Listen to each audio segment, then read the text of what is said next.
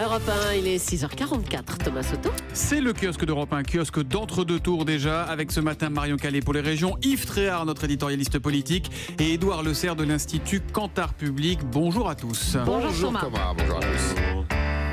Alors ce matin, il y a d'abord les journaux qui affichent les deux visages de la présidentielle, comme le titre CNews Matin, Emmanuel Macron et Marine Le Pen qui se partagent aussi la une du Figaro. Mais le quotidien titre sur la droite KO et évoque une défaite historique pour la droite. Macron-Le Pen, une nouvelle donne, poursuit La Croix. Le duo de finalistes que vous retrouverez également en une de 20 minutes qui titre La dernière marche. Les jeux de mots d'ailleurs autour de marche sont légion ce matin.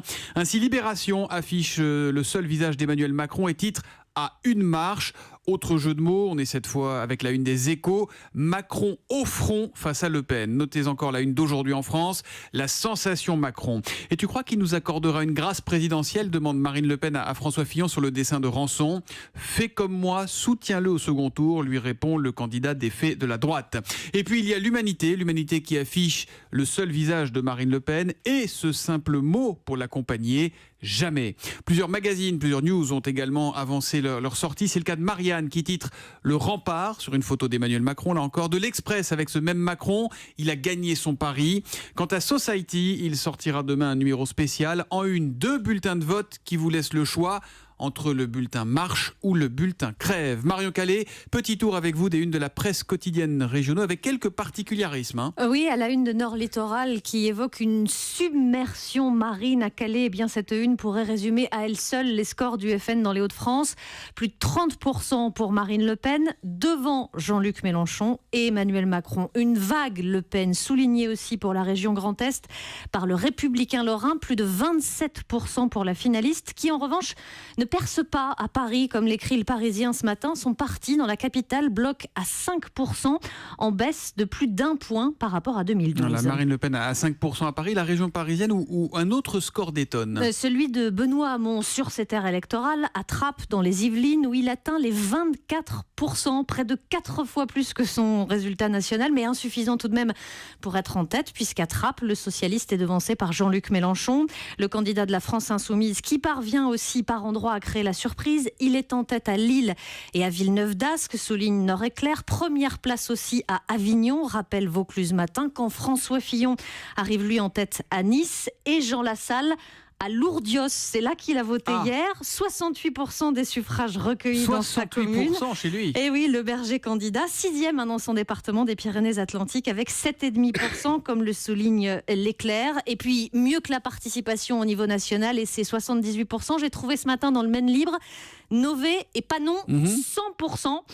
Les 18 et 29 habitants se sont tous déplacés dans ces deux communes. Chapeau, la palme du patriotisme et du civisme donc pour ces communes de Nové et de Panon. Puis nos amis du Lab, le site politique d'Europe 1, nous signalent que Manuel Valls avait appelé les habitants de sa ville d'Évry à voter pour Emmanuel Macron.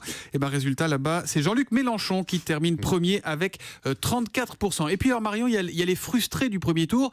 Ce sont les dernières nouvelles d'Alsace notamment qui nous en parlent ce matin. Oui, des électeurs de Strasbourg qui ont dû passer par la case tribunal avant d'aller voter. Arrivés à leur bureau de vote, ils ont découvert qu'ils avaient été radiés des listes électorales de Strasbourg, parfois pour non-signalement de changement d'adresse. Résultat, il leur a fallu se tourner vers le tribunal d'instance. Plusieurs dizaines d'électeurs concernés selon les dernières nouvelles d'Alsace, et tous au final n'ont pas pu voter. Des centaines de cas également signalés à Asnières dans les Hauts-de-France par le Parisien, récit du genre aussi dans les Hauts-de-Seine par le Parisien, et puis récit du genre aussi dans la Voix du Nord de citoyens qui ne comprennent pas pourquoi ils ne figurent plus sur les listes électorales. Voilà pour ce panorama de la presse. Je me tourne à présent vers vous, Yves Tréhard, éditorialiste politique, et Édouard Le Serre, directeur des activités politiques et opinions chez Kantar Public. Déjà, Édouard Le Serre, on a l'impression que depuis hier soir, 20h et des poussières, tout le monde fait comme si Emmanuel Macron avait gagné. Est-ce que c'est plié? Est-ce que finalement le deuxième tour ne va servir qu'à valider une certitude? Alors ce serait faire injure au système démocratique de dire que tout est déjà joué, parce que naturellement une élection c'est toujours ouvert, mais si l'on regarde ce que l'on savait des possibilités de report des électeurs de premier tour s'ils étaient face à cette offre-là. Même si Jean-Luc Mélenchon dit qu'il doit consulter sa base, et sans doute est-il d'ailleurs un peu en décalage par rapport à cette base qu'elle nous disait, par rapport à l'offre potentielle d'un Macron-Le Pen.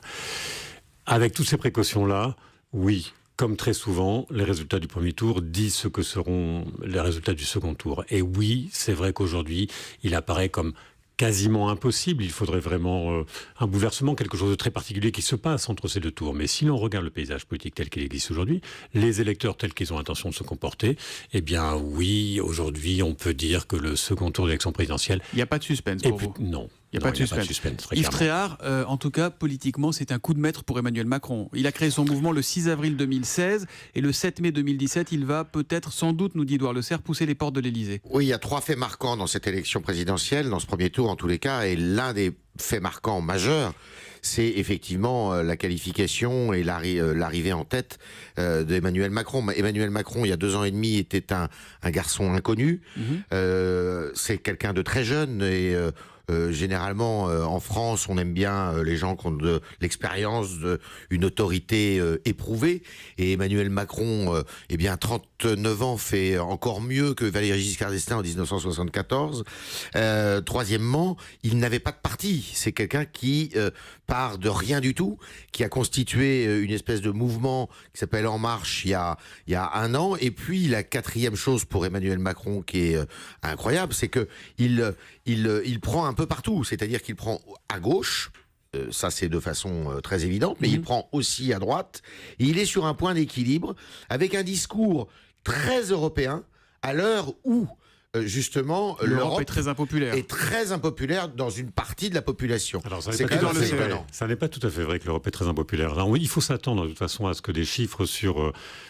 le rapport des Français à l'Europe soit utilisé tout au long de cet entre-deux tours. Parce que naturellement, je suis d'accord, ça va être un élément très structurant de cette campagne. Pourtant, si l'on regarde les résultats que l'on connaît des Français à l'égard de l'Europe, j'allais dire que vous pouvez trouver ce que vous voulez. Vous pouvez très bien dire, oui, il y a seulement un quart des Français qui est favorable à l'Europe. Si vous oubliez que la question derrière laquelle il y a ce quart, c'est une question de confiance faite aux institutions européennes. Vous pouvez trouver une chose plus équilibrée si vous avez en tête l'idée que quelle image avez-vous de l'Europe ou de l'Union européenne, et vous avez un tiers des Français qui en a une bonne image, un tiers des Français qui en a une image plutôt mauvaise et un tiers qui est un peu entre les deux. Et puis vous pouvez très bien avoir aussi l'idée qu'il y a de 3/4 aux 2 tiers des Français qui disent « Moi, l'Europe, c'est l'endroit où je pense que la France est la mieux située, la mieux posée pour pouvoir préparer l'avenir. » Donc il faut faire attention. Le rapport des Français est compliqué, il est complexe à l'Europe, mais pour autant, il n'est pas complètement négatif. Mais en tout cas, c'est vrai que ça va être un des éléments structurants avec cette idée de nation, de patrie et sans doute de souveraineté. Édouard Leclerc, Yves Tréhard disait que Emmanuel Macron prenait en bonne partie à gauche.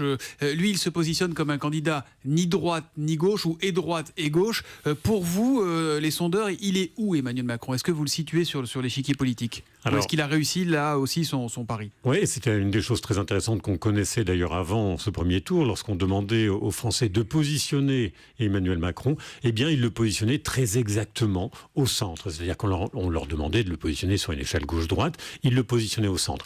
C'était d'ailleurs intéressant et c'est sans doute un des éléments du succès. Il a réussi à agréger cet espace qui s'était fabriqué pour lui. En quelque sorte, l'offre politique de ce premier tour de l'élection présidentielle avait positionné à sa gauche un candidat un peu plus à gauche que d'habitude, à sa droite un candidat un peu plus à droite, nous disaient les Français, en les positionnant encore une fois sur une échelle. Et donc cet espace-là, il l'occupait. En plus, il s'y trouvait. C'est-à-dire qu'il y avait à la fois une concordance entre un espace libéré et le positionnement qu'il se donnait, qu'il donnait à sa candidature. Yves Tréhard, je regarde la une de votre quotidien que je citais tout à l'heure, Le Figaro. La droite chaos, c'est aussi un des faits majeurs de ce premier tour. François Fillon a emporté son camp avec lui. Oui, alors c'est évidemment le fait majeur, puisque jamais sous la Ve République, la droite républicaine n'avait pas été qualifiée pour le second tour. Qu'est-ce qui a joué chez François Fillon? Évidemment, on ne va pas le nier, les affaires, les casseroles qui l'ont considérablement lesté, puisque malheureusement, il n'a pas pu se débarrasser malheureusement pour lui, il n'a pas pu se débarrasser de ces affaires-là. Mais il n'y a pas que ça, à mon avis. Il n'y a pas que ça. Je pense qu'il y a aussi la présence d'un autre candidat qui lui a fait du tort. Alors peut-être justement les affaires ont profité à ce candidat, c'est Nicolas Dupont-Aignan. Il ne faut pas oublier 4,75%, pas très loin de 5%, et qui il y a 5 ans faisait un beaucoup plus petit score que ça, parce que je crois qu'il était à moins de 2%. Donc Nicolas Dupont-Aignan a sans doute recueilli des électeurs déçus par François Fillon. Et puis il y a un troisième point qui est quand même très important. Souvenez-vous, c'est que François Fillon avant même le début de ces affaires fin janvier, eh bien, avait été considérablement embarrassé par son programme, certains points de son programme qui déplaisaient à une droite, on va dire, populaire, qui n'entendait pas eh bien, ce discours très libéral qu'il avait, notamment sur le plan de la protection sociale.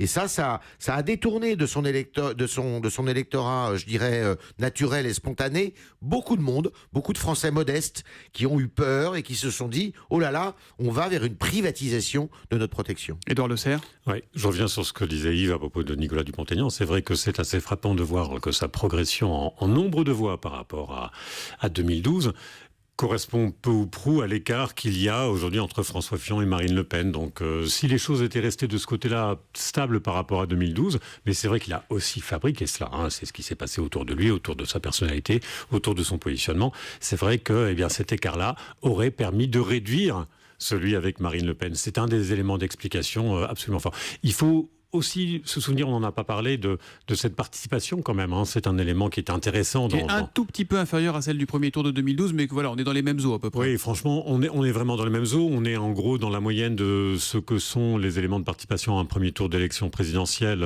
C'est à peu près 20% l'abstention sur l'ensemble des premiers tours de la présidentielle sous la Ve République. C'était plutôt à 22% cette abstention. Donc on est vraiment sur les élections depuis 2000, depuis 2002.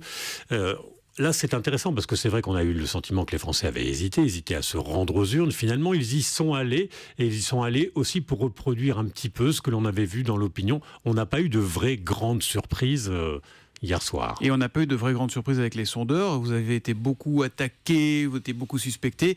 Vous avez vu juste les uns les autres. En fait, on a eu hier soir ce que les uns et les autres annonçaient dans les sondages ces derniers jours. Je ne vais pas faire une marche arrière en disant qu'on a vu juste. Ça voudrait dire que ce que j'ai dit sur le fait que nous n'étions pas prédictifs et que nous donnions une image au moment où nous la faisions de ce qu'était l'état de rapport de force dans la politique française.